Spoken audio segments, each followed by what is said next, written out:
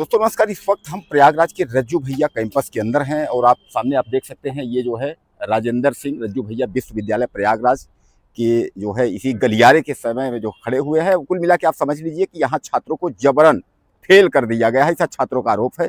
अब यहाँ छात्र जो है कैंपस के अंदर और कैंपस के बाहर जो है आंदोलन कर रहे हैं आज कई दिन से।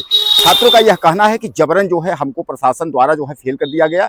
अब छात्र परेशान यह है, अगर काफिया निकलवाते हैं तो उनको 300 से लेकर 500, 700 और 2500 तक रुपए देने होंगे। अगर वह काफिया नहीं निकलवाते हैं तो कुल मिलाकर के फिर दोबारा वह परीक्षा दें। यानी कहने का तात्पर्य यह है कि किसी भी तरह से वसूली हो, ऐसा छात्रों का आरोप है। अब आप बताइए, योगी आदित्यनाथ के सरकार में जहां योगी आदित्यनाथ भ्रष्टाचार को लेकर के लड़ाई लड़ते हैं और लोगों को सस्पेंड करते हैं, अधिकारियों को सस्पेंड करते हैं, कार्यवाही करते हैं, अब उसी सरकार पर जो है सवाल खड़ा हो गया है कि योगी आदित्यनाथ की सरकार जो है वसूली कर रही है। दोस्तों 2027 का चुनाव है, क्या वकील भी सड़क पर, किसान भी सड़क पर, मजदूर भी सड़क पर, क्या छात्र भी सड़क पे आ जाएंगे?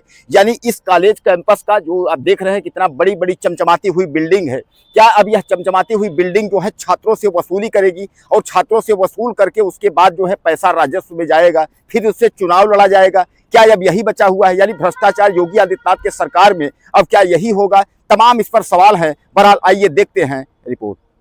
प्रयागराज का यह रज्जू भैया कॉलेज है। हालांकि रज्जू भैया यह कॉलेज यानी कैंपस है, इसके अंतर्गत जो है बहुत सारे यूनिवर्सिटी यानी कॉलेज जो है संबद्ध है।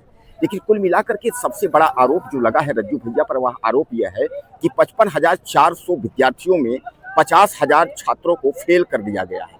यह सबसे बड़ा आरोप। मैं आपको बता दूं कि सूबे के मुखिया जहां एक और भ्रष्टाचार और तमाम अन्याय के विरुद्ध जो है लड़ाई की बात करते रहते हैं, वही कहीं न कहीं योगी आदित्यनाथ पे बहुत बड़ा सवाल खड़ा हो गया है। योगी आदित्यनाथ पे सवाल का मतलब आप समझ लीजिए कि भ्रष्टाचार सीधे सीधे जो है छात्रों के साथ भ्रष्टाचार हो गया है। अब आपको मैं बता दूं कि यहाँ तमाम छात्र जो है आज कई दिनों से आंदोलन पर हैं और यह छात्र जो है तमाम जो है नारेबाजी कर रहे हैं सुबह से शाम तक। हालांकि इसके पहले भी आंदोलन 1 साल पहले भी यहाँ हुआ था और उस पर जो है यहाँ के जो टीचर थे यानी जो काफी जांचने वाले थे, उन लोगों ने यह आरोप लगाया था प्रशासन जो है वह दबाव बना रहा है छात्रों को फेल करने का। अब ऐसे में कहा यह जा रहा है कि आखिर छात्रों को फेल करके मिलेगा क्या? सबसे बड़ा सवाल यह है कि जो पढ़ने वाले भी छात्र हैं वह भी बैक या वह भी फेल हो गए हैं। यानी कहने का तात्पर्य इसमें कि अगर छात्रों को इस तरीके से अगर फेल किया जाएगा तो सीधी सीधी आप समझ लीजिए कि दोबारा क्या होगा कि मोटी रकम होगी और उसके बाद जो है यूनिवर्सिटी यानी राज्य सरकार की कमाई होगी। तो क्या राज्य सरकार की कमाई के चक्कर में इस तरीके जो है विद्यार्थियों का गला घोटा जाएगा? योगी सरकार से क्या यही उम्मीद थी? अच्छे दिन का यास यही था। 2017 में जो है पूर्ण बहुमत में बीजेपी की सरकार बनी थी। लोगों को यह लगा था कि अच्छे दिन आएंगे, लेकिन अच्छे दिन के नाश पर कुछ भी न अच्छे दिन मिले न कुछ मिले। लेकिन अगर रही बात छात्रों की, अगर हम बात करें, देखिए छात्र जो है यहाँ सुबह से लेकर के शाम तक जो है ये परेशान है। कहने का तात्पर्य है कि छात्रों का हालात जो है इतना बदतर हो गया है कि बेचारे सुबह से शाम तक जो है वह धरना पे बैठे हैं। तस्वीरों में आप देख सकते हैं कि चिलचिलाती धूप है और इतनी बड़ी धूप में जो है छात्र जो है वह मैदान में बैठे हैं। नीचे से जमीन जल रही है और ऊपर से जो है सूरज जो है तप रहा है। यानी ऐसे में स्थिति यह होती है कि क्या छात्रों के साथ यही होगा?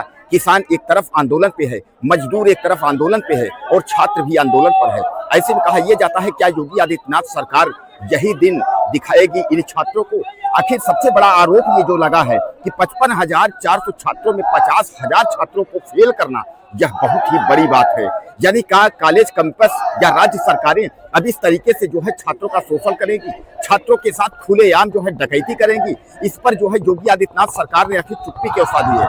योगी आदित्यनाथ सरकार कुछ बोल क्यों नहीं रही है? यह सबसे बड़ा सवाल है। ग्राउंड रिपोर्ट के लिए मैं